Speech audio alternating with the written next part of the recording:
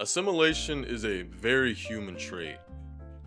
Essentially, it's just taking in new information and experiences and incorporating them into your own life.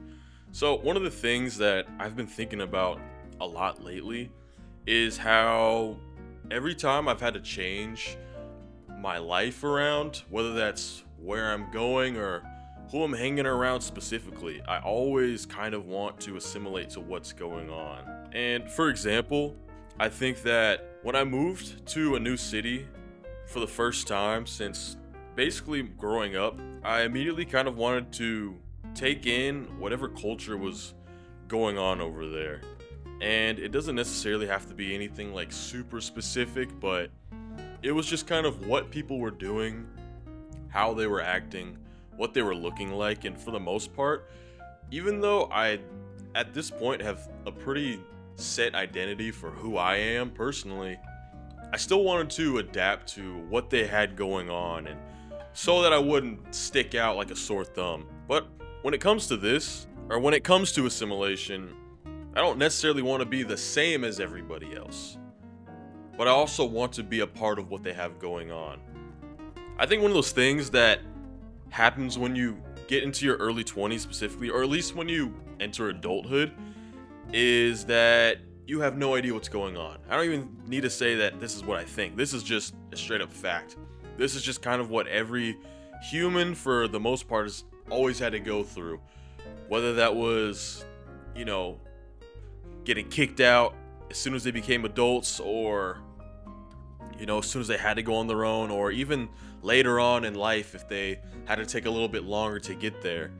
No matter what, they still had to get there. And regardless of that, you just don't know what's going on. And so at this point, you just kind of have to form your own processes for life, basically. And that's kind of the stage that I'm at right now. But since becoming an adult, I've had to kind of find my own way. Like, I moved out here by myself to a new city, and it's a pretty solidly sized city. Maybe not in like the national scheme of, you know, American cities, but I live here in Portland, and Portland is pretty decent size compared to everything that I've been used to up to this point. But one of the hardest things for me has been finding anything to do and finding my place here. I'm 23 right now, and I don't go out very often because I haven't had too many friends who live out here up to this point. All my friends have been either, just the people I was hanging around growing up, who are still like my closest friends, obviously, or the people I was going to school with, or just the people who are in my community. And so you always kind of had like reasons to be around people, but now I'm here all by myself, and I moved out here for a job, and the only reason that I'm around anybody ever at this point is because they're just in my space. But it's not necessarily the people I've chosen. Up until probably a few weeks ago, where I met one of my coworkers, and me and him became like actual friends, I would say. And talking to him, talking about, his life stories, all the things that he likes to do, and then meeting all of the people in his life, it kind of makes me like feel like I want to be a part of this. And so far, like, for people in the early 20s, they're all fairly successful, like doing things that I think are head and shoulders above the rest of the people in our age group. But you think about it in the grand scheme of life, like, I know some people are still living with their parents. Some people aren't saving very much, which I thought was super interesting because that's kind of counterproductive to basically everything that I've been taught up to this point. And it makes me almost feel like it's okay to just be I don't want to necessarily say a broke 20-something year old, but also kind of just being a broke 20-something year old. And, maybe that's okay. I think I put a lot of pressure on myself personally to be a lot more than what I'm even capable of right now. And I think that's had a lot of negative effects on me. But also at the same time, like, I don't want to be stagnant or coast when I'm nowhere close to where I want to be in my life. And I feel like, I'm not taking enough initiative to make stuff happen just in general. But seeing these people, and they're fairly successful. Again, they're just out doing things.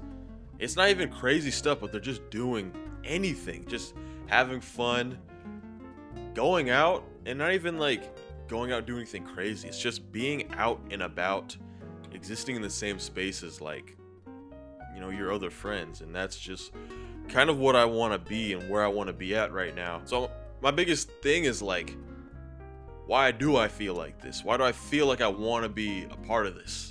And I think it has a lot to do with my fear of being lonely and loneliness in general, because that's something I've kind of encountered throughout my lifetime, and I know a lot of other people have.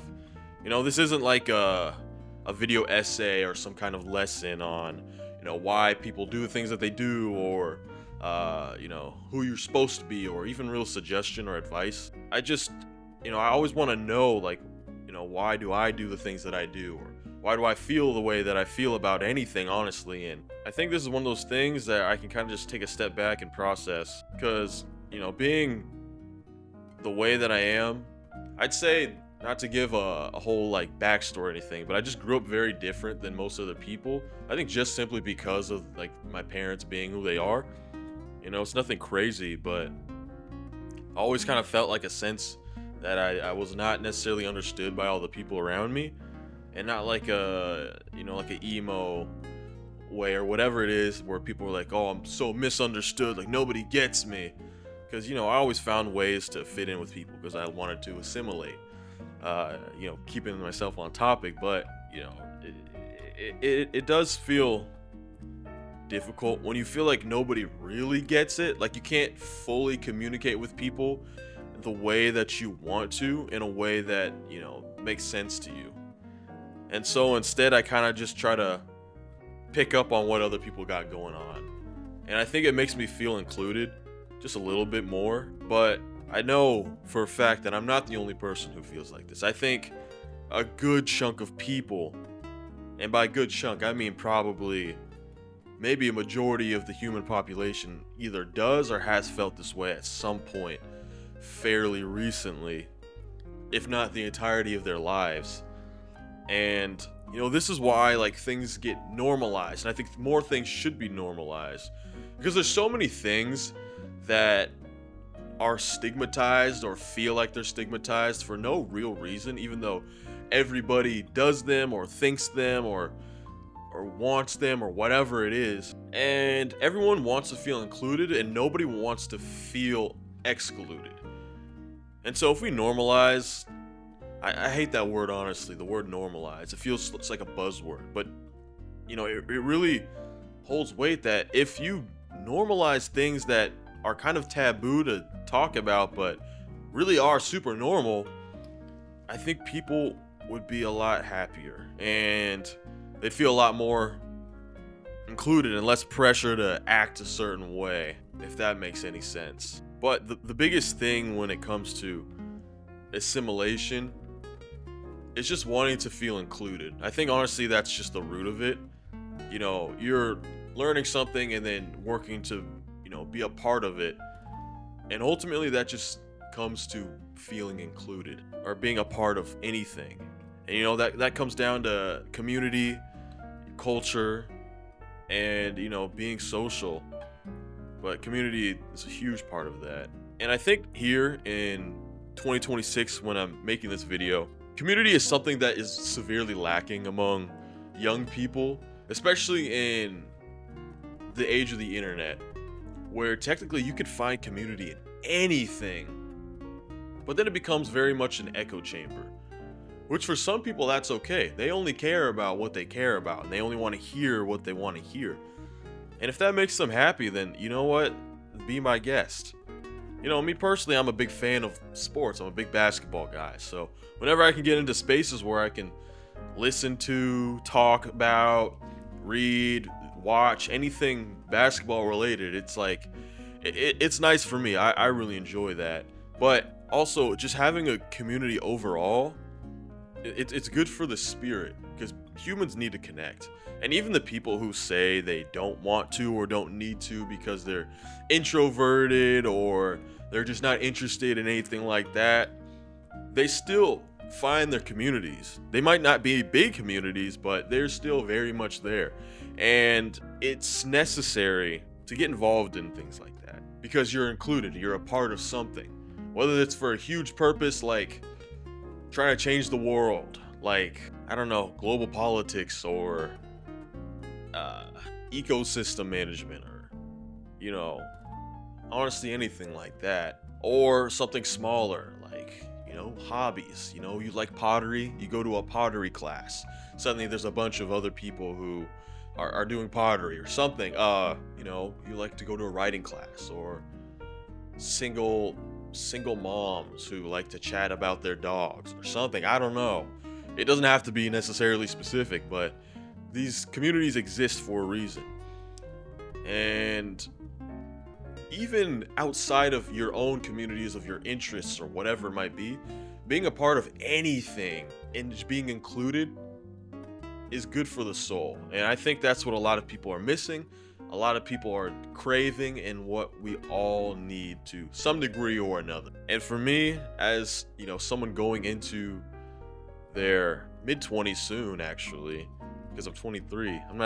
I'm still in early 20s, but I'm not too far away from the mids. You know, I just want to feel that kind of inclusion too. Or at least that I want to do things that other people are doing, just so I can feel a bit of normalcy. I think everybody wants to feel a bit of normalcy. Or maybe I'm just projecting. I don't know. We'll see.